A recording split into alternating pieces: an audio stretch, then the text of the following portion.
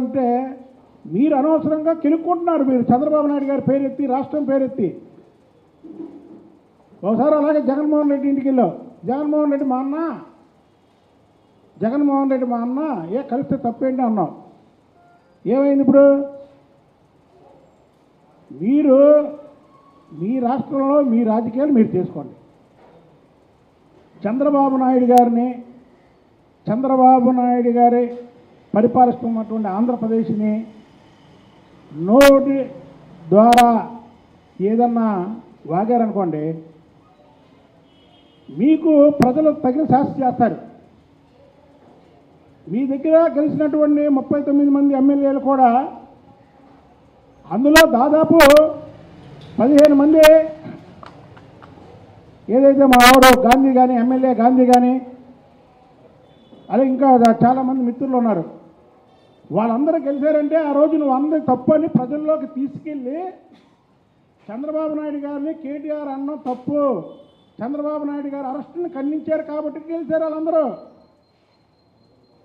లేకపోతే నీకు ఆ 39 సీట్లు కూడా వచ్చాయి కావు. పక్కా కాంగ్రెస్, కోమటిరెడ్డి వెంకటరెడ్డి చంద్రబాబు నాయుడు గారు అరెస్టుని ఖండించాడు కాబట్టి నల్లగొండ స్లీప్.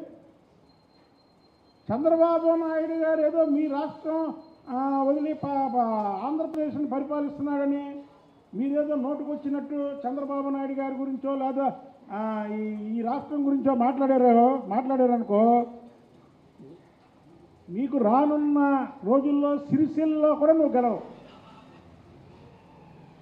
చంద్రబాబు నాయుడు గారికి తెలుగు ప్రజలే కాదు, ఈ భారతదేశంలో ఉన్నటువంటి అన్ని మతాలు, అన్ని భాషల్లో కూడా చంద్రబాబు గారికి ఒక ఇమేజ్ ఉంది. నువ్వు రేపు కానీ మాట్లాడేవనుకో, ఇంకొకసారి మాట్లాడితే నువ్వు సిరిసిల్లలో కూడా గెలవు. అది చంద్రబాబు నాయుడు గారి పవరు. మీ నాన్నగారికి తెలుసు అది. చంద్రబాబు నాయుడు గారి గురించి మీ నాన్నగారికి తెలుసు. మీరు ఒకసారి పడ్డారు, అసలు లెగుస్తారో లేగలేరో అనే దీంట్లో ఉన్నారు. చంద్రబాబు నాయుడు గారు ఓడినా ఎన్నిసార్లు గెలిచాడు? జగన్మోహన్ రెడ్డి వికృత చేష్టలతో చంద్రబాబు నాయుడు గారిని ఎన్నో ఇబ్బందులు పెట్టి లేనిపోని కేసులో లోపలికి వెళ్తే ఏమైంది చెప్పండి? జగన్మోహన్ రెడ్డి లోపలికి వెళ్తే ఏమైంది? 1,00,000 కోట్లు దోచుకున్నాడు, లోపలికి వెళ్ళాడు అన్నారు ప్రజలు.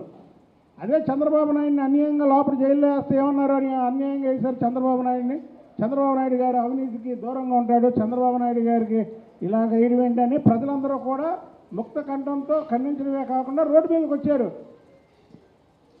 రాజమండ్రి నుంచి విజయవాడ రావడానికి 2 గంటల కారులో, చంద్రబాబు నాయుడు గారు రావడానికి 1 రోజు పట్టింది. అది క్లియర్ చేస్తే జన సముద్రంలోంచి వచ్చాడు ఆయన. ఒకసారి చూసుకో వీడియోలు. చంద్రబాబు గారి గురించి మాట్లాడేటప్పుడు ఒకసారి మీ నాన్న కూడా అడిగి, ఒకసారి మీ నాన్న నోరు జారాడు అలాగే, ఏమని హిందీ రాదు, ఇంగ్లీష్ రాదు అని. చంద్రబాబు నాయుడు గారు నుంచుంటే చాలయ్యా, ఆయన కటౌట్ చాలు, చంద్రబాబు గారు కటౌట్ చాలు ఈ భారతదేశానికి. కాబట్టి మీరు ఒళ్ళు దగ్గర పెట్టుకొని మాట్లాడండి. ఈ రాష్ట్రం గురించి కానీ లేదా చంద్రబాబు నాయుడు గారి గురించి కానీ మాట్లాడేటప్పుడు ఒళ్ళు దగ్గర పెట్టుకోకపోతే ఆఖరికి నీకు సిరిసిల్లలో కూడా నీ ప్రజలు నిన్ను ఓడిస్తారు. ఒకవేళ ఎన్నికలు కూడా లేటుగా ఉన్నాయంటే నువ్వు సిరిసిల్ల వెళ్తే అక్కడి నుంచి తరిమి కొడతారు అని తెలియజేస్తాను.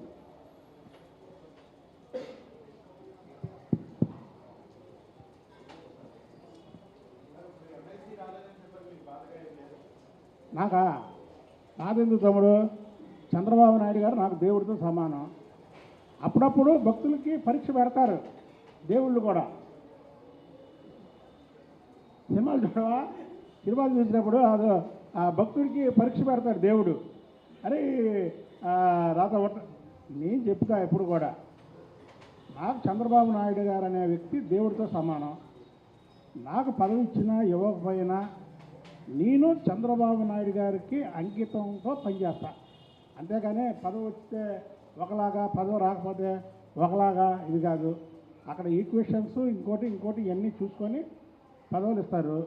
వచ్చినప్పుడు సంతోషం ఎలా పడతామో, రానప్పుడు కూడా దాన్ని ఈజీగా తీసుకోవాలి. ఇదంతా ఒక క్రీడ. రాజకీయంలో పదవులు అనేవి ఒక క్రీడ. ఒక్కోసారి గెలుస్తాం, ఒక్కోసారి ఓడతాం. అలాగే ఒక్కోసారి వస్తాయి, ఒక్కోసారి రావు. రాలేదని మనం కుంగిపోయి వచ్చినప్పుడు ఆనందంగా ఉండి అలా కాదు. చంద్రబాబు నాయుడు గారు నాకు పదవి ఇచ్చినా ఇవ్వకపోయినా ఆయన నాకు దేవుడు. అంతే. ఒకటే స్లోగన్ నేను ఎప్పుడు